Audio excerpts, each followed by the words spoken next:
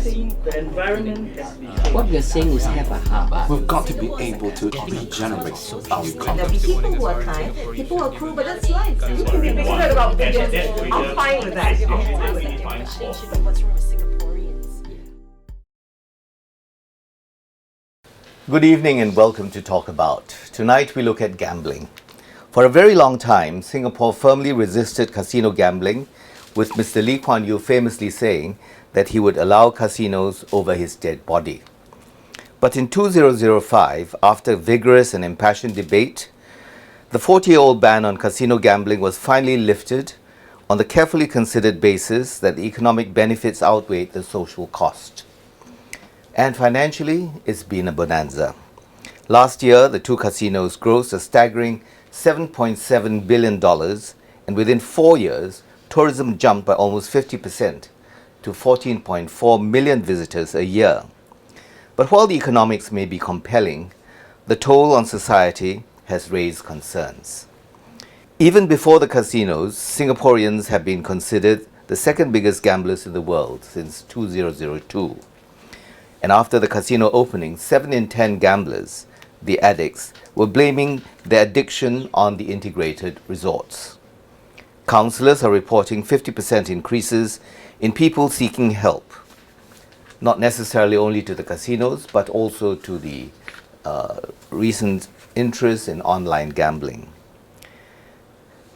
We take a hard, cold look at the facts and the true cost of gambling in Singapore tonight. And we have a cross-section of people, from lawyers to counsellors, to academics, and a reformed addict. I'll ask my guests to introduce themselves, beginning with Mabel Cho from the NUS. Good evening, everyone.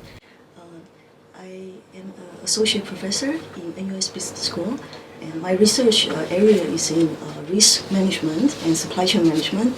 But I also look at how to manage the risk in operating a gambling game, basically.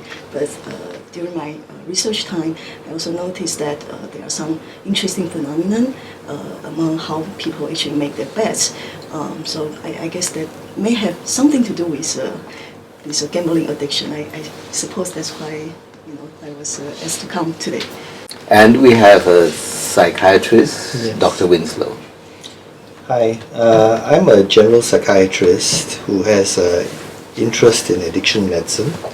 I've been working with addiction medicine for the past 22 years, and I think I was involved in a lot of the planning in addiction services when they were started up, especially with regards to developing the counseling services for problem gambling. Thank you. My name is Dick Lam, and I'm a psychotherapist by training. I'm the current executive director of One Up Center, an organization that helps gamblers to kick off their habit. Not addicts, but gamblers only. Mostly gamblers. Okay. And we have a lady with us. Hi, my name is Suzanne. I used to work in the airlines for 15 years, and I was a compulsive gambler before, but now I'm a reformed person, so totally out of that. Okay. On my left, I have a lawyer, Mr. Yap Wai Ming. Okay, I'm a lawyer in private practice. My main areas of practice is actually in mergers and acquisitions. I started on advising on the gaming practice areas since before the concepts for casinos were actually mooted in Singapore. I listed the 2 casinos in Singapore, Lasseter's International from Australia, and subsequently Genting. I was also invited to sit on the boards of some of these casino companies, including some of the online gaming companies that are listed on the London, New York, and Toronto Stock Exchange. So you're on the board of one of the casinos in Singapore? Previously, I've stepped down from the board. I think I do Which more. Which casino was this? That's Genting. Genting, okay. Yeah. All right. Okay.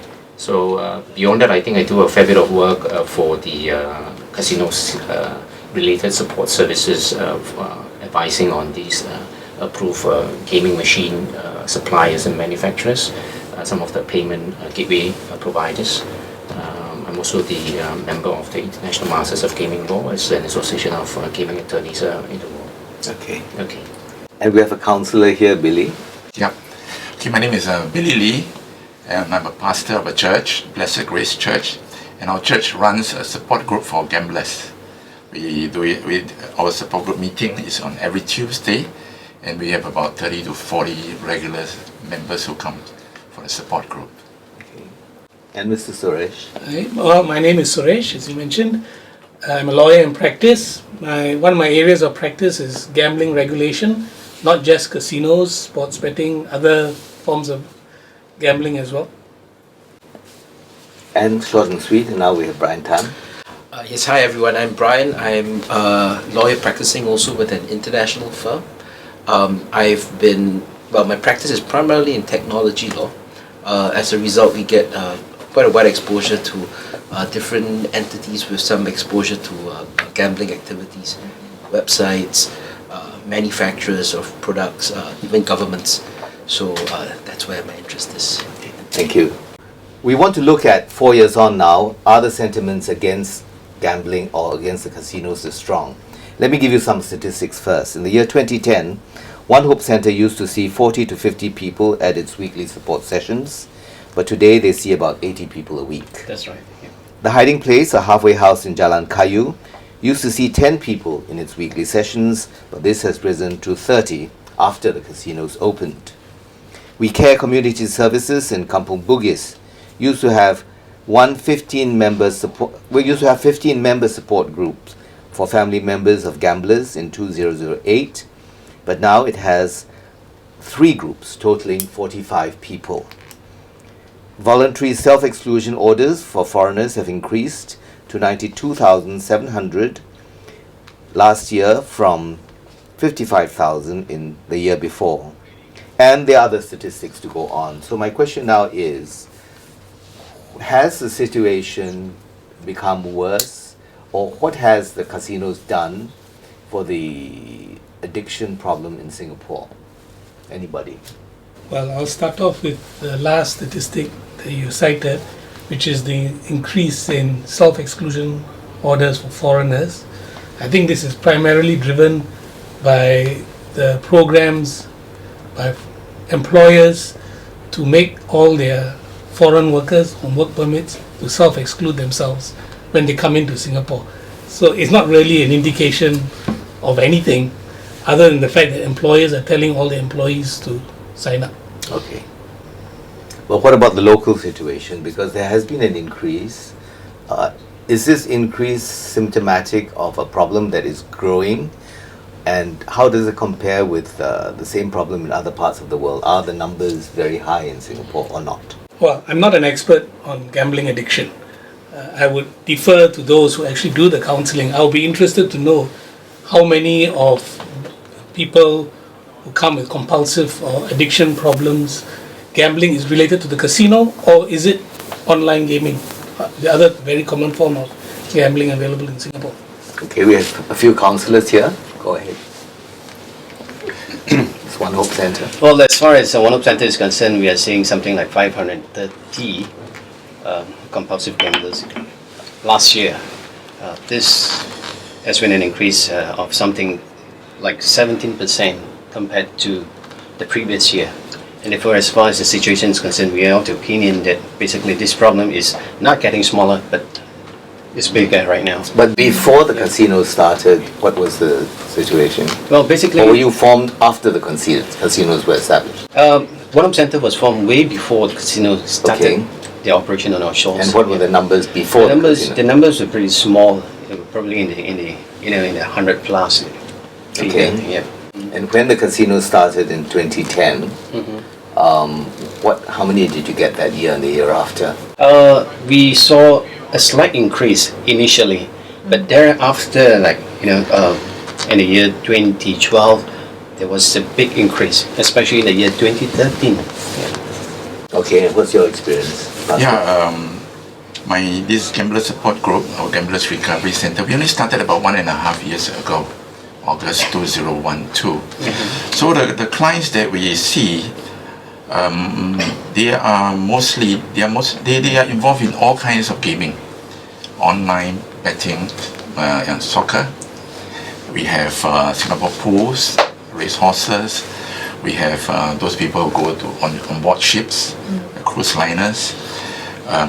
We have casinos too. We have those people who go to casinos too, and some even fly overseas or go to Macau casinos because they don't want to be seen in Singapore casinos. So we have seen an increase, and especially in online gambling. Online gambling where it's very easily accessible. Okay, we're going to go into that because that's a very important new area that has emerged. Yeah. But So but we have seen an increase. We've seen a definite increase in all right. the number of phone calls that are coming in. It's been increasing. And the thing about gamblers is that they need to hit rock bottom before they'll seek help. So what we see could just be the tip of the iceberg. And there are many people who still, as long as they can find a means to gamble, they won't come and seek help. They only seek for help when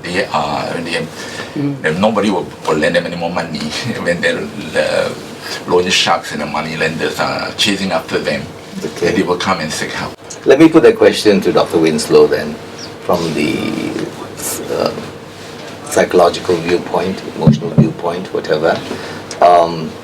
Have you been treating more patients recently with addiction, gambling addiction?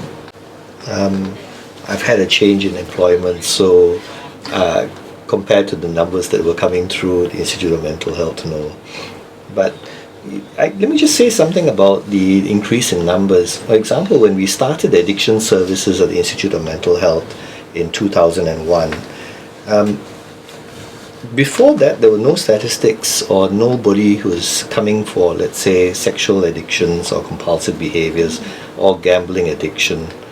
And yet, once we started and people realized that there was a service available, more and more people started turning up. And I think one thing that we can credit the casinos for is that they have made everybody aware that there is such a thing as a gambling addiction. After people who gamble, there will be a person, just the same way that the people who drink alcohol, there will be a percentage who develop problems with alcohol, and there will be a percentage that develop compulsive use of it. Now the same with gamblers.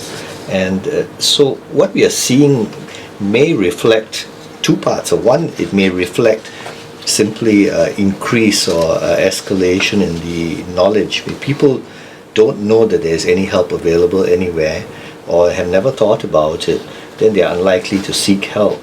And they didn't know that they were suffering from some kind of vast majority of people, when we first started services, the first statement that people would make to me when they came for help was, Doc, I want you to know that I only have a problem with gambling, I'm not mad. And that's basically the statement. Okay. Motherhood statement here. This is I only have a problem with gambling. I can't stop, but I'm not mad or I'm not. Yeah, because you were in the Institute of Mental Health. True. So they had to clear that. They had to clear that. Yes. But you see, the fact is that people started turning up, started seeking help.